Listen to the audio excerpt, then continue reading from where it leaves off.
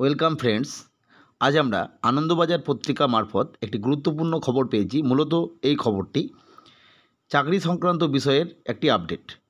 মূলত যারা বিভিন্ন চাকরির পরীক্ষার জন্য তৈরি হচ্ছেন, বিশেষত রাজ্য সরকারের ক্ষেত্রে, তাদের কাছে এই বিষয়টি খুব গুরুত্বপূর্ণ হবে। কারণ আমরা যদি ভিডিওটি দেখেন তাহলে বুঝতে পারবেন।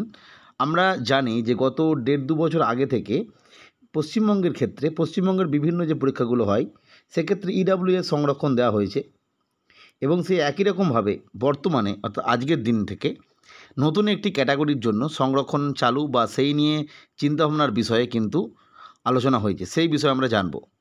আর এক্ষেত্রে আরেকটা বিষয় গুরুত্বপূর্ণ, আমরা 2-3 দিন আগে এটাও জেনেছি যে ওবিসি সংক্রান্ত মহামান্য হাইকোর্টের যে রায় এসেছিল সেই জন্য কিন্তু বিভিন্ন পরীক্ষার যে গতি সেটা একটু কমে গেছে। কারণ এই মুহূর্তে কি করা হবে সেই নিয়ে অবশ্যই যারা সম্মানীয় আধিকারিকগণ রয়েছেন সে সমস্ত দপ্তরের বা সে সমস্ত অ্যাপয়েন্টমেন্ট অথরিটি যারা রয়েছেন তারা নিশ্চয়ই ভাবছেন।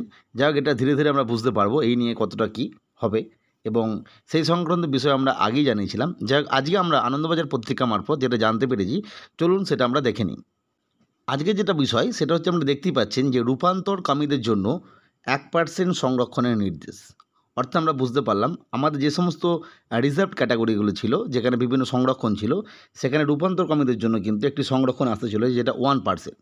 এই নিয়ে যে সংবাদটা উঠে এসছে সেটা আমরা দেখব যে রাজ্যের সব সরকারি চাকরিতে রূপান্তরকামীদের জন্য 1% সংরক্ষণ চালু করতে মুখ্য সচিবকে নির্দেশ দিল কলকাতা হাইকোর্ট। প্রাথমিক শিক্ষক পদে মৃণাল বারিক নামে এক চাকরি প্রার্থীর মামলায় সম্প্রতি বিচারপতি রাজাশেখর মান্থা এই নির্দেশ দিয়েছেন।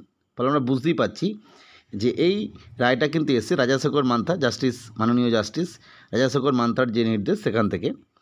এই পাশাপাশি হাইকোর্টের বিশেষ ক্ষমতা ব্যবহার করে তাঁর নির্দেশ প্রাথমিক শিক্ষা পর্ষদকে অবিলম্বে মৃণালের ইন্টারভিউ এবং কাউন্সেলিং প্রক্রিয়ার মাধ্যমে যোগ্যতা প্রমাণ হলে চাকরি দিতে হবে। ফলে আমরা বুঝতেই পারছি এক্ষেত্রে যিনি ক্যান্ডিডেট ছিলেন, মানে যিনি হাইকোর্টে গিয়েছিলেন, সেক্ষেত্রে তার পুনরায় কিন্তু অবশ্যই ইন্টারভিউ এবং কাউন্সেলিংয়ের মাধ্যমে যদি তিনি যোগ্য হন সেক্ষেত্রে তাকে চাকরি দিতে হবে। আদালতে সব্যসাচী চট্টোপাধ্যায়, ইমতিয়াজ আক্তার সহ মৃণালের আইনজীবীরা জানান যে তিনি রূপান্তরকামী 2014 এবং 2022 সালে প্রাথমিক টেট পাস করা সত্ত্বেও ইন্টারভিউয়ে ডাক পাননি। অর্থাৎ তিনি 14 এবং 22-এ টেট পাস করেছিলেন এবং ইন্টারভিউয়ে ডাক পাননি। বিচারপতি মান্থা এদিন রূপান্তরকামীদের সাংবিধানিক অধিকার প্রসঙ্গে 2014 সালে সুপ্রিম কোর্টের নালসা রায়ের কথাও তুলে ধরেন।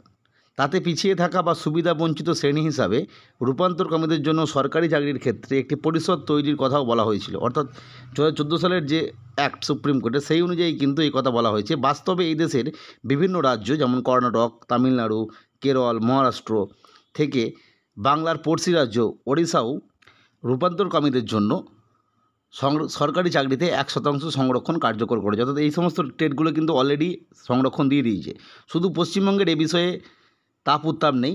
হাইকোর্টের পর্যবেক্ষণ, এর আগে রূপান্তরকামীদের চাকরির ক্ষেত্রে সমানাধিকার নিয়ে রাজ্যের নারী এবং শিশু কল্যাণ দপ্তর একটি বিজ্ঞপ্তি প্রকাশ করেছিল। সেই বিজ্ঞপ্তি অনুসারে রাজ্যের মুখ্য সচিবের নেতৃত্বে একটি বৈঠকও হয়েছিল। প্রাথমিক শিক্ষা পর্ষদের কমিটিতে একজন রূপান্তরকামী সদস্যও আছেন। কিন্তু রূপান্তরকামীদের অস্তিত্বটুকু খাতায় কলমে স্বীকার করা ছাড়া তাদের জন্য কাজের ক্ষেত্রে সুবিধাজনক পরিস্থিতি তৈরি করতে রাজ্যে এক কদমে এগোয়নি বলে সমাজকর্মীদের অনেকেরই আক্ষেপ। ফলে আমরা বুঝতেই পারছি এবার কিন্তু এই সংরক্ষণ কিন্তু আসবে। রূপান্তরকামীদের অধিকার ও মর্যাদা নিয়ে সরব একটি মঞ্চের তরফে রূপান্তরকামী নারী দেবাংশী বিশ্বাসও বলেছেন, রূপান্তরকামীদের জন্য রাজ্যে কোনো নীতির বাস্তবায়ন না হওয়াটা অদ্ভুত। নালসা রায়ের পর পশ্চিমবঙ্গই দেশে সবার আগে ট্রান্সজেন্ডার ডেভেলপমেন্ট বোর্ড গড়া হয়েছিল, কিন্তু রূপান্তরকামীদের জন্য উদ্যোগ এখনও কার্যত নেই। সরকারি চাকরির সুবিধা দূরে থাক, রূপান্তরকামী পরিচয়ে সরকারি নথি বের করতেও আমাদের নিত্য হেনস্থার শিকার হতে হয়, যেটা তিনি বলেছিলেন, ওই যার কথা বললাম। যাই হোক, হাইকোর্টকে ধন্যবাদ উচিত কথা বলার জন্য। আশা করব রাজ্য সরকার এবার একটু সজাগ হবে। অর্থাৎ আমরা বুঝতে পারছি এই বিষয়ে কিন্তু এই মুহূর্তে হয়তো সংরক্ষণের যে অর্ডার সেটা বেরোয়, ধীরে ধীরে এই নিয়েও এই যে রূপান্তরকামীদের জন্য কিন্তু 1% সংরক্ষণ চলে আসবে। যাই হোক, এই একটা আপডেট ছিল, আমরা শেয়ার করলাম। এই ধরনের আরও আপডেট পেতে অবশ্যই আমাদের চ্যানেলটি সাবস্ক্রাইব করে রাখবেন। আজকের ভিডিও দেখার জন্য প্রত্যেককে অসংখ্য ধন্যবাদ।